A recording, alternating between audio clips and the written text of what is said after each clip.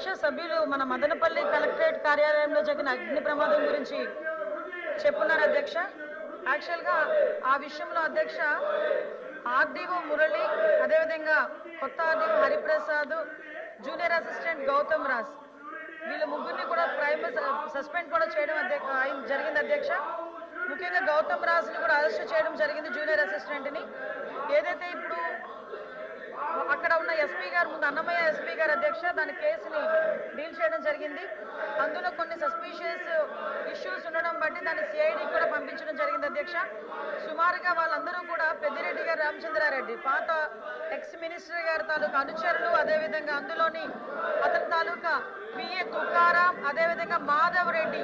ఈ మాధవ్ రెడ్డి అనే ఆయన మీద అధ్యక్ష ల్యాండ్ గ్రాబింగ్ కేసెస్ కూడా ఉన్నాయి. అతని మీద 2-3 కేసెస్ కూడా ఉన్నాయి అధ్యక్ష. వెరీ నెటోరియస్ క్యాండిడేట్ అని చెప్పి మాకు కూడా వచ్చిన ఇన్ఫర్మేషన్ అధ్యక్ష. అతన్ని కూడా ఇందులో A3 కింద మేము పెట్టి ఎంక్వైరీ చేయడం కూడా జరుగుతుంది అధ్యక్ష. యాక్చువల్గా దీనికి సంబంధించి అధ్యక్ష పాత ఆర్డీఓ ఎవరైతే మురళి అని ఉన్నప్పుడు అసైన్ ల్యాండ్ సంబంధించి 79,107 ఎకరాల అధ్యక్ష ఫ్రీ హోల్డ్ కింద 22A నుంచి రికార్డ్స్ నుంచి బయటికి రిలీజ్ చేయడం జరిగింది అధ్యక్ష. అందులోని దాని ప్రపోజల్ వచ్చింది అధ్యక్ష. 74,374ని అప్రూవల్ చేశారు అధ్యక్ష. దానికి ప్రాసెస్ కూడా ఇష్యూ అయిపోయింది అధ్యక్ష కలెక్టర్ ద్వారా. అయితే రీవెరిఫికేషన్ ఏదైతే సబ్ కలెక్టర్ దృష్టిలో చేయడం జరిగింది అధ్యక్ష. దాంట్లో 22,523 ఎకరాల అధ్యక్ష రూల్స్ ప్రకారం కాకుండా రూల్ వైలేషన్ జరిగింది అని చెప్పి అక్కడ మనకి నిర్ధారణ అయింది అధ్యక్ష. దానికి ఇంకా ప్రైమరీ రిపోర్ట్ వచ్చింది అధ్యక్ష. అథెంటికేషన్ రిపోర్ట్ కూడా రావాల్సి ఉంది అధ్యక్ష. యాజ్ పర్ దట్ బేస్ చేసుకొని ఈరోజు అక్కడ జరిగిన అగ్ని ప్రమాదాన్ని కూడా డాట్స్ కనెక్ట్ చేసి ఈ అగ్ని ప్రమాదం వెనుకాతలో కూడా ఈ కుట్ర ఉంది.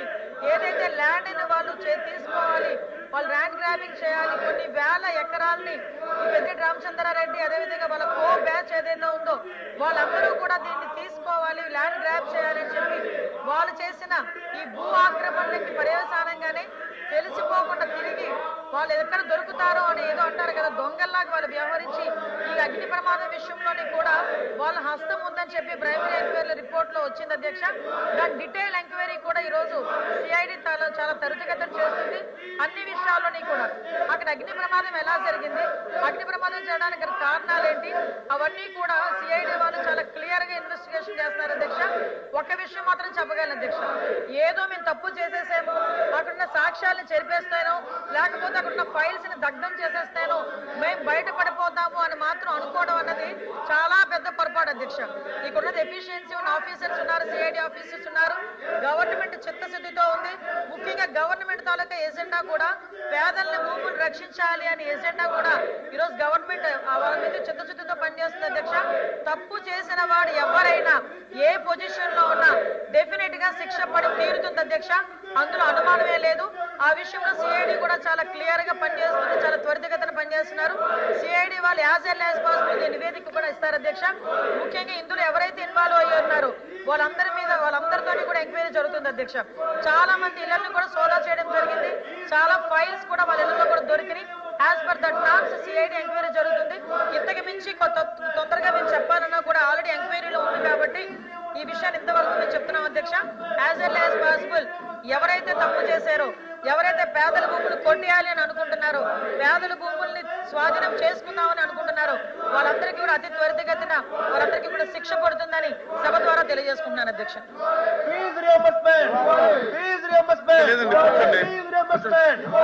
Question number 138884 minister BC welfare.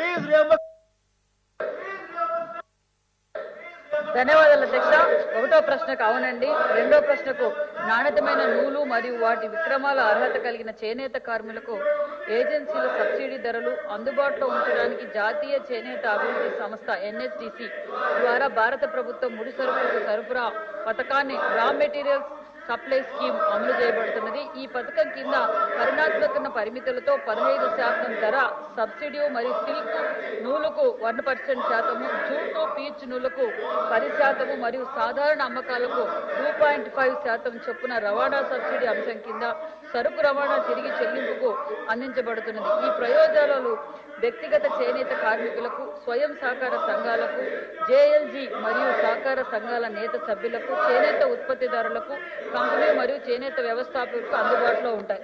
ధన్యవాదాలు అధ్యక్ష. Question number 13.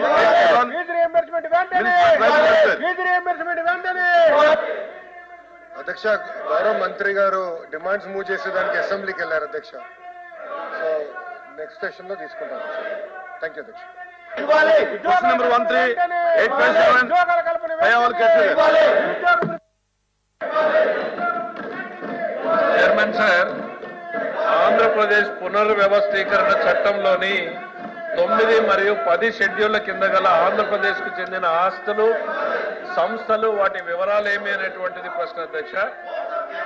ఆస్తుల సంస్థలకు విభజన కోసం తెచ్చుకోవడం కోసం ప్రభుత్వం చేపట్టినటువంటి చర్యలేవి అనేటువంటిది, వాటిని ఎప్పటిలోగా పూర్తి చేయడం జరుగుతుంది అనేది, సంబంధిత శాఖలు సమకూర్చినటువంటి విధంగా సంస్థల యొక్క వివరాలన్నింటినీ కూడా కింద పట్టికలో సభ ముందు పెట్టడం జరిగింది అధ్యక్ష. దాదాపు 2 లక్షల కోట్ల రూపాయల విలువైనటువంటి ఆస్తుల్ని ఈ 2 రాష్ట్రాల మధ్య పంపిణీ జరగకుండా ఆగిపోయినటువంటి పరిస్థితి ఉంది అధ్యక్ష.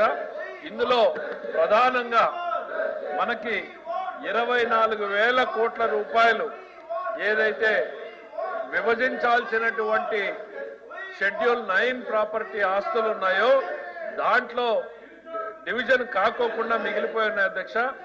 అందులో మనకు 52%, వాళ్ళకు 48%, తెలంగాణకు 48% రావాల్సినటువంటి పరిస్థితి ఉంది అధ్యక్ష.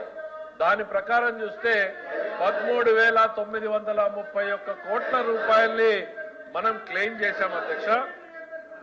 దాని తర్వాత షెడ్యూల్ 10 కింద 22,731 కోట్ల రూపాయల్ని క్లెయిమ్ చేయడం జరిగింది అధ్యక్ష. దీనికోసం గౌరవ ముఖ్యమంత్రి గారు కూడా ఒక పాజిటివ్ గెస్చర్ ఉండాలి అని చెప్పేసి తెలంగాణ ప్రభుత్వానికి స్వయంగా ఆయన లేఖ రాసి అపాయింట్మెంట్ ఫిక్స్ చేసుకుని అక్కడికి వెళ్ళడం జరిగింది. ఇప్పుడు 2 చీఫ్ సెక్రటరీలతోనూ ఆ మీటింగ్ అనంతరం 2 చీఫ్ సెక్రటరీల నేతృత్వంలో 2 రాష్ట్రాల మధ్య ఆస్తుల విభజనకు కమిటీ ఏర్పాటు చేయడం జరిగింది. The House is adjourned for 10 minutes.